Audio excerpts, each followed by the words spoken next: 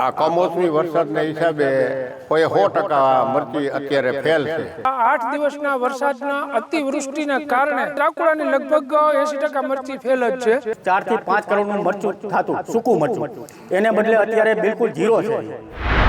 લાલ મરચાની ખેતી કરતા ખેડૂતો થયા લાલઘુમ. વિશ્વભરના લોકોને પોતાના લાલ મરચાનું ખેલું લગાવનાર ખેડૂતોને માવઠા એને રંબાડી દીધા.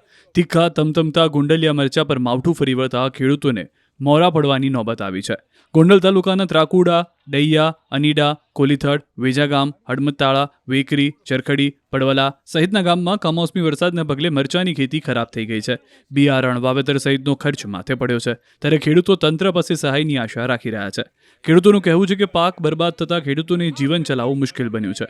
આગામી સિઝનમાં બીજ ખાતરની મદદ કરવામાં આવે તો ખેડૂત બેઠો થઈ શકે છે. હાલ જગતનો તાજ સહાયની મીટ માંડીને બેઠો છે. બીજી તરફ મરચાનો પાક તબાહ થતા દેશભરમાં જતા ગોંડલિયા મરચા ભરવા ગૃહિણીઓને મોંઘા પડશે. આ વખતે સાનિયા મિર્ચી, ગોલર મરચું, પટ્ટો મરચું, કાશ્મીરી મરચું લોકોને મોંઘું ખરીદવું પડશે. મરચાના ભાવ ખિસ્સું લાલ કરી દેશે.